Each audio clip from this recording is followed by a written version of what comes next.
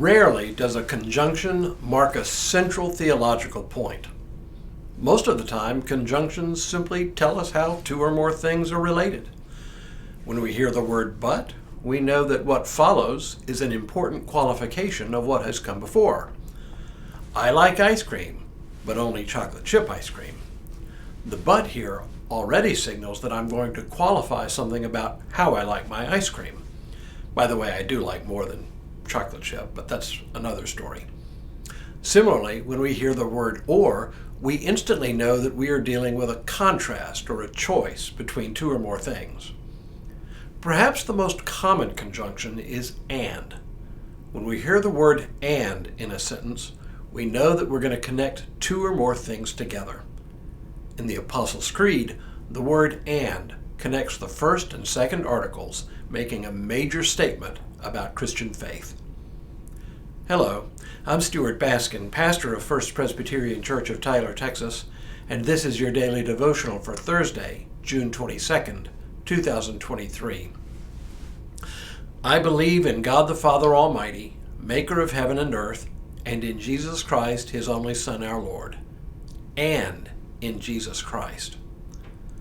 I alluded yesterday to the fact that some early Christians rejected the Creator God as an evil and capricious God whose creation is also evil, and that this God has entrapped our souls in dirty material bodies, from which Jesus Christ has come to rescue us.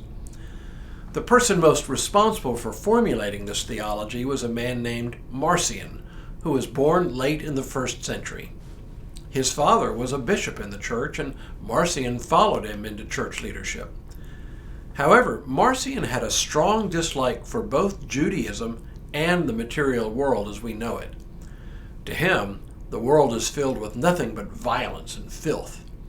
He had an especially strong aversion to sex and childbirth. As a result, he rejected the God of the Old Testament, the creator of the heavens and the earth, as a malevolent God. There could be no relation between this malevolent God and the God and Father of Jesus Christ, he said, let alone a relation to Jesus himself.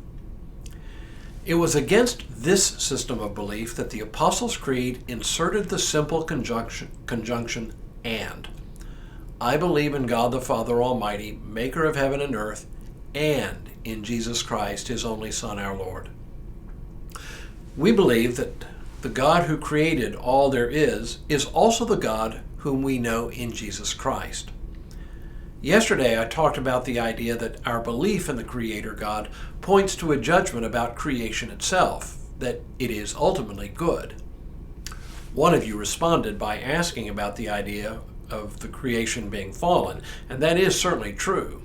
It is what you might call a corrupted good, broken but still good. And it is into this broken but good world that God sent Jesus Christ. Perhaps more than any of the things we confess about Jesus Christ in the lines that follow, the word and establishes who he is, how he relates to God the Father, and what he has come to do: redeem human beings within this created order. Among the many lessons we can learn here, let me suggest simply two things. First, Jesus came not to save our souls from captivity within our material bodies, but to save us, body and soul, from separation from God. Many Christians, even today, talk about a dichotomy of body and soul, which is really not that far from what Marcion taught. But the Bible knows nothing of this kind of dichotomy. We are not material bodies that house a separate and immortal soul. Our very existence is material. As we will see later in the Creed, when we say we believe in the resurrection, it is the resurrection of the body that we say we believe. Now, I'm aware that some of you may find this troubling and may even want to challenge me on it. And you might even find some support in the tradition for your challenge. But all I'm really saying here is that against Marcion, our salvation is not a freeing of an immortal soul from a material body. A second thing this all tells us is that if we want to know Jesus Christ, it is not enough to read the New Testament. For the God whom we know as the maker of heaven and earth is the God whom we come to know in the Old Testament, the Hebrew Scriptures. What Jesus Christ comes to do is in perfect continuity with God's purposes in the Old Testament. Of the many passages I could read here, let me just refer to one verse from Genesis, where God has called Abram and makes a covenant with him.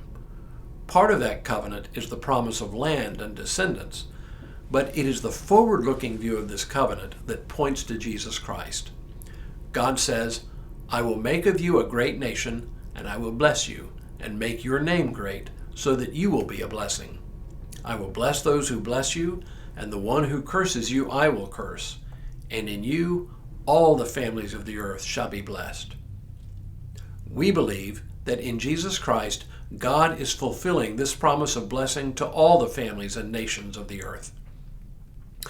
Look, Marcion's theology rattled around some corners of the church for quite a while, and even after it was rejected by the councils of the church, a Marcionite church existed for several centuries. But ultimately it died out. Instead, we have a faith that keeps body and soul together, literally and figuratively. Let me close with a portion of the opening words of the Gospel of John. "And the Word became flesh and lived among us, and we have seen his glory, the glory as of a Father's only Son, full of grace and truth." Tomorrow, a deeper dive into who Jesus is. But for now, may God continue to bless you and keep you in all that you do this day and in all the days ahead.